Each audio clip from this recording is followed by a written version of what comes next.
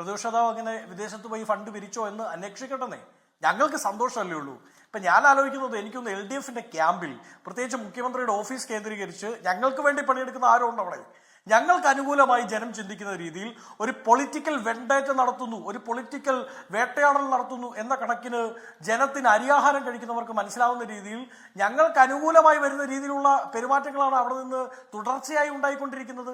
അപ്പോൾ എനിക്ക് തോന്നുന്നു മുഖ്യമന്ത്രിയുടെ ഓഫീസിൽ പി ശശിയോ അല്ലെങ്കിൽ അദ്ദേഹവുമായി ബന്ധപ്പെട്ട ആരോ ഒരാൾ UDF അടുത്ത തവണ അധികാരത്തിൽ വരണമെന്നും അതിൻ്റെ കുറച്ചും കൂടെ ഒരു ഊർജ്ജം കൂട്ടാൻ വേണ്ടിയുള്ള പ്രവർത്തനങ്ങൾ അവിടെ ഇരുന്ന് ഞങ്ങൾക്ക് വേണ്ടി ചെയ്യുകയാണ്.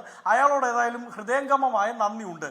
ഇനി ഒരു കാര്യം ഞാൻ പറയട്ടെ, വിജിലൻസ് മാത്രമല്ല ഹാഷ്മി ഈ കേസുമായി ബന്ധപ്പെട്ട് അന്വേഷിച്ചത്. ഒന്ന്, ഹൈക്കോടതിയുടെ ഡിവിഷൻ ബെഞ്ചിന് മുമ്പിൽ ഒരു ഹർജി വന്നു. ആ ഹർജി വെറുതെ തള്ളിക്കളയല്ല കേട്ടോ. ഹൈക്കോടതി ഡിവിഷൻ ബെഞ്ച് വളരെ കൃത്യമായി പ്രഥമ ദൃഷ്ടിയ ആ കേസ് നിൽക്കില്ല എന്നും ആ കേസ് എടുക്കാൻ പറ്റില്ല എന്നും കണ്ടുകൊണ്ടാണ് ആ ഹർജി ഒന്നാമത് തല്ലുന്നത്. അപ്പോൾ ആ ഡിവിഷൻ ബെഞ്ച് തള്ളിയതിനു ശേഷം ഇവർ സിംഗിൾ ബെഞ്ചിനെ സമീപിച്ചു.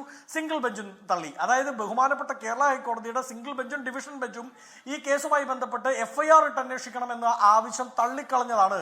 രണ്ടാമതാണ്, FIR ഇടാൻ സാധിക്കില്ല എന്ന് കണ്ടപ്പോൾ സർക്കാരിന്റെ ശുപാർശ പ്രകാരം വിജിലൻസ് ഒരു അന്വേഷണം നടത്തുന്നത്, അല്ലെങ്കിൽ നമ്മൾ എന്താ പറയുക, ദ്രുതഗതിയിലുള്ള അന്വേഷണം എന്നൊക്കെ പറയില്ലേ, അങ്ങനെ ഒരു അന്വേഷണം നടത്തുന്നത്. ആ അന്വേഷണത്തിന്റെ ഭാഗമായാണ് യാതൊന്നുമേ കണ്ടെത്താൻ സാധിച്ചില്ല എന്ന് മനസ്സിലാക്കിക്കൊണ്ട് അന്വേഷണ ഉദ്യോഗസ്ഥന്റെ റിപ്പോർട്ടുള്ളത്. പക്ഷേ ലാവ്ലിൻ കേസിൽ അങ്ങനെയല്ല. ലാവ്ലിൻ കേസിൽ എങ്ങനെയാണ് CBIക്ക് വിടുന്നതെന്ന് ചോദിച്ചാൽ FIR ഉണ്ട്, കുറ്റപത്രം സമർപ്പിച്ചിട്ടുണ്ട്. ഈ കേസിൽ FIR ഇല്ല, കുറ്റപത്രവുമില്ല. ഇനി ഇത് CBIക്ക് വിടുന്നതിൽ ഞങ്ങൾക്ക് ആർക്കും ഭയമില്ലെന്നേ. കാരണം ഇത് CBIക്ക് വിട്ടാൽ കേരളത്തിനപ്പുറത്തേക്ക് ഇന്ത്യ മുഴുവൻ ചർച്ച ചെയ്യപ്പെടാൻ പറ്റുന്ന രീതിയിൽ ഒരു മണ്ഡലത്തിൽ പ്രളയത്തിന്റെ ഭാഗമായി 25,000 വീടോളം നഷ്ടപ്പെട്ട്, കൂടും കുടുക്കയും നഷ്ടപ്പെട്ട്, ജീവനോപാധിയും നഷ്ടപ്പെട്ട് ഒരു ജനത നെഞ്ചത്തടിച്ച് കരയുന്ന സമയത്ത് അവിടുത്തെ ജനപ്രതിനിധി എങ്ങനെയാണ് ഇടപെടേണ്ടത് എന്നതുമായി ബന്ധപ്പെട്ട് ഇന്ത്യക്ക് മുഴുവൻ പഠിക്കാൻ പറ്റുന്ന രീതിയിൽ ഒരു റിപ്പോർട്ട് CBIക്ക് കണ്ടെത്തേണ്ടതായി വരും.